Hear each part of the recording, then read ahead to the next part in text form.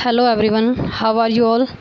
आई hope सब लोग बहुत अच्छे होंगे, भाई बहुत फर्स्ट क्लास होंगे और फर्स्ट क्लास अपनी तैयारी कर रहे होंगे, क्योंकि अभी देख लो नोटिफिकेशन आ गया। तो हमारा जो सीटी ग्रुप डी का पेपर है वो अक्टूबर लास्ट या फिर नवंबर में होने की पूरी संभावना है। तो इसलिए भाई सारा अपना रिवीजन स्टार्ट कर दीजिए। और जो ये मैं क्वेश्चन करवा रही हूँ ना, ये रिवीजन के लिए बहुत इंपॉर्टेंट क्वेश्चन है। ठीक है, पहले आप अपना जो है कॉन्सेप्ट क्लियर कर लीजिए और फिर यहाँ से अपना रिवीजन कीजिए। ठीक है, तो रिवीजन के लिए मैंने बहुत ही बेस्ट क्वेश्चन सेलेक्ट कर करके डाले हैं। इनमें से आपको बहुत जल्दी देख लेना, सारे क्वेश्चन आपको देखने को मिलेंगे जो जियो से रिलेटेड है। अब उसके बाद हम हिंदी की सीरीज़ भी स्टार्ट करने वाले हैं। ठीक है ना, तो अपना रिवीजन स्टार्ट कर दीजिए। तो चलिए अपना नदियों से जो रिलेटेड टॉपिक है वो चला हुआ है, उसको कर लेते हैं कंटिन्यू। ठीक है, तो हमारा जो 21 क्वेश्चन है उसको देख लेते हैं। तवा किसकी सहायक नदी है। जो तवा नदी है वो किसकी सहायक नदी है। जो तवा नदी है वो हमारी कौन सी नदी की सहायक नदी है। तो ये भैया हमारी तवा नदी है, जो ये आंध्र प्रदेश में मध्य प्रदेश में बहने वाली नदी है।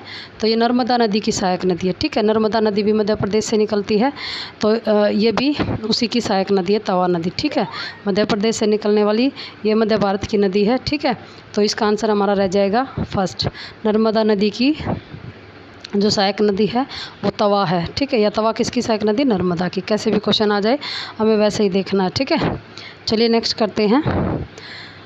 नेक्स्ट हमारा क्वेश्चन है, निम्नलिखित में से कौन सी नदी प्रारंभ में अरुण नदी के नाम से जानी जाती थी। ठीक है भाई, कौन सी नदी है जो अरुण नदी के नाम से जानी जाती थी, अरुण नदी।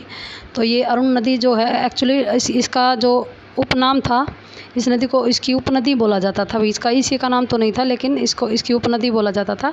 तो ये कोसी की जो है अरुण नदी जो है कोसी का उपनाम था। ठीक है, उपनाम के नाम से या उपनदी के नाम से इसको कोसी नदी की जो है ये अरुण नदी उपनदी कह सकते हैं या इसका उपनाम कह सकते हैं। ठीक है, तो पहले इसको कोसी को अरुण नदी के नाम से भी जाना जाता था। ठीक है ना, तो आंसर हमारा रहेगा बी, कोसी नदी। ठीक है, कोसी नदी भी ये किसकी, नर्मदा की ही सहायक नदी है। ठीक है, चलिए नेक्स्ट कर लेते हैं।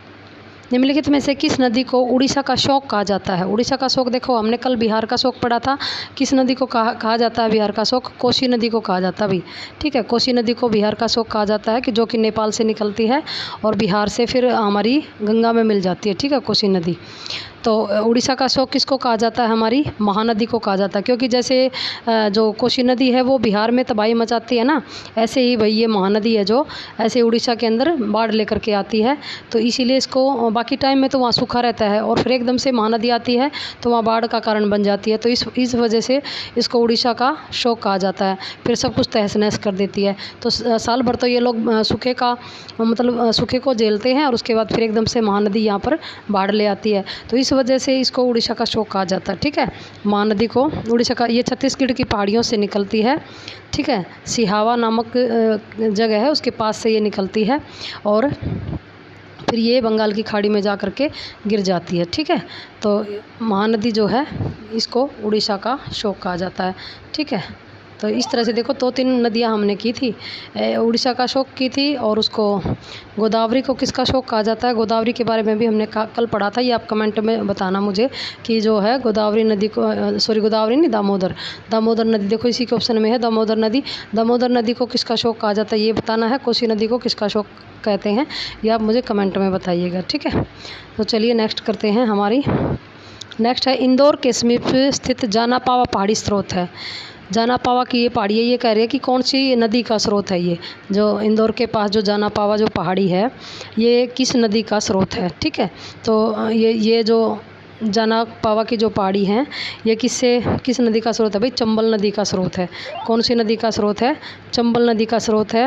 ये भी मध्य भारत में यमुना नदी की ये सहायक नदी है। ठीक है, ये मध्य भारत में ये बहती है भाई। ठीक है, और यमुना की ये सहायक नदी है। जानापावा पर्वत से, ये जानापावा पर्वत के पास से महू से निकलती है ये। ठीक है, जानापावा पर्वत के पास महू से। बहुत बार ऐसे भी क्वेश्चन पूछ लिया जाता है कि कौन सी नदी कहाँ से निकलती है।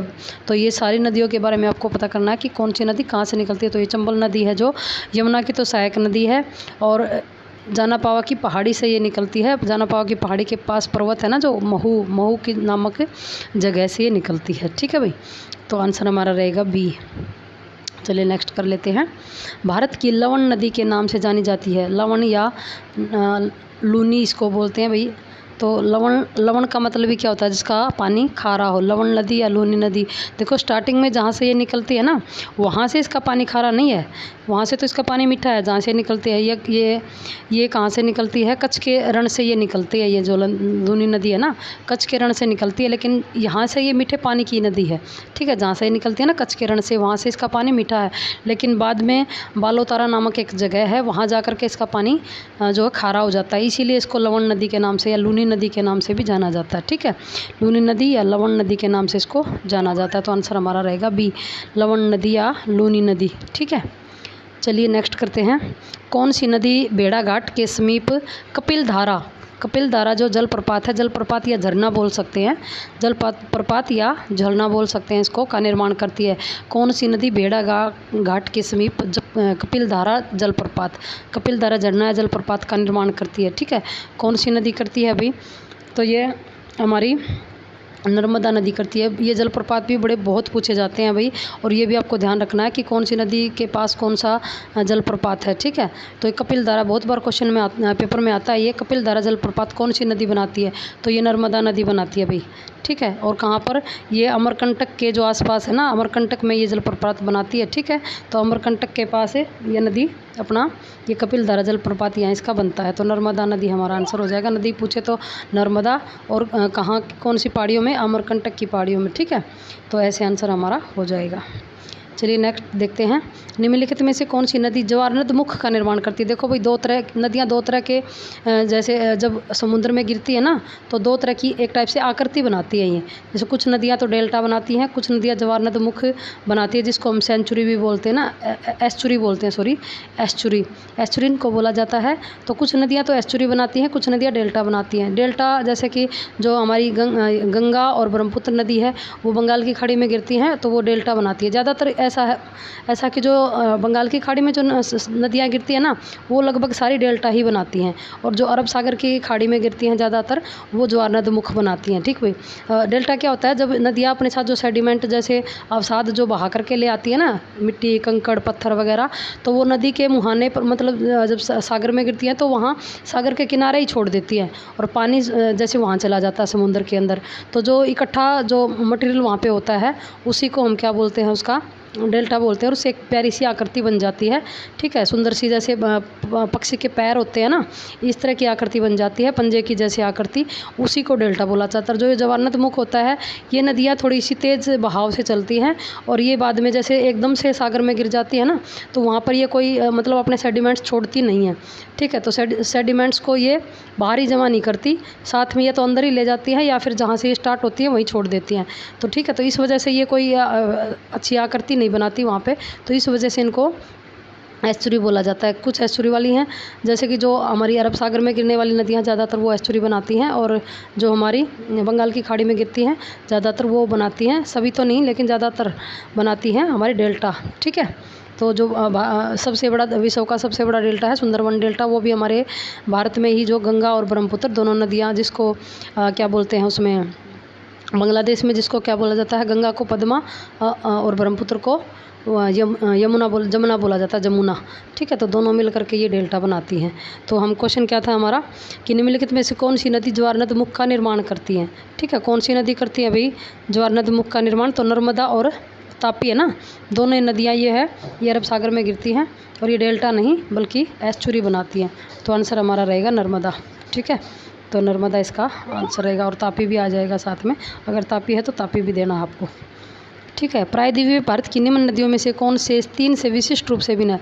देखो तीन नदियों में से कौन सी जो अलग है प्रायद्वीपीय भारत की नदियों में से, ठीक है। 3 से विशिष्ट रूप से भिन्न है, खासतौर पर कौन सी इनसे अलग नदी है, ठीक है। तो इनमें से कौन सी नदी है? नर्मदा नदी ही अलग है।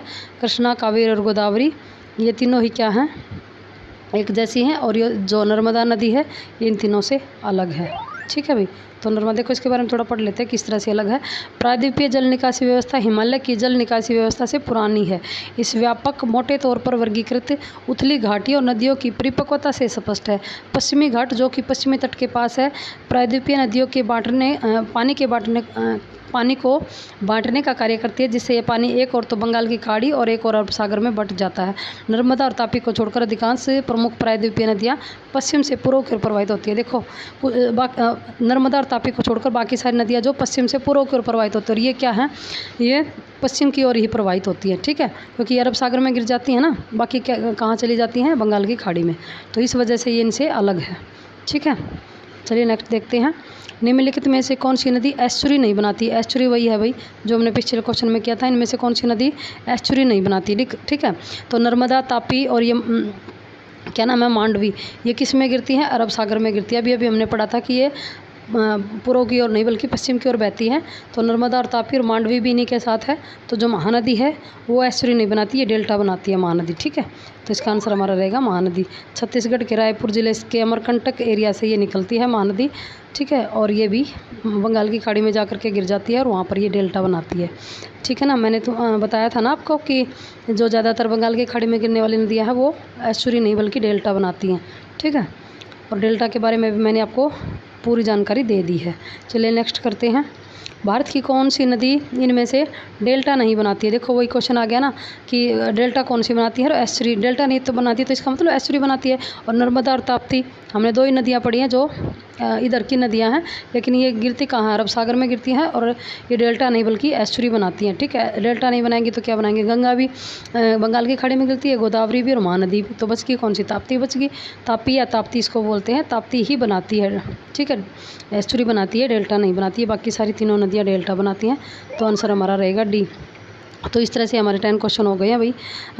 और सीरीज़ कैसी लग रही है मेरे को ज़रूर बताना भाई। मैं अपनी तरफ से फुल प्रयास कर रही हूँ कि मैं अच्छा कंटेंट आपको दूँ और पूरा एक्सप्लेन करके दूँ भाई। कोई बोलते टाइम टंग है भाई स्लिप हो जाती है, अगर कोई गलती हो तो भाई उसको इग्नोर करना, या फिर मुझे कमेंट में ज़रूर बताना कि आपने ये वर्ड या ये सेंटेंस गलत बोला है, या ये फिर क्वेश्चन आपने गलत बताया, तो मैं उसको करेक्ट करने की कोशिश करूँगी, ठीक है। बाकी मैं अपनी तरफ से आपको पूरा सही बताने की कोशिश करती हूँ। बाई चांस टंग से स्लिप भी हो जाए तो भाई वो मेरे को ज़रूर बताना आप लोग, ठीक है। Thank you for watching, thank you so much. जय हिंद प्यारे बच्चों।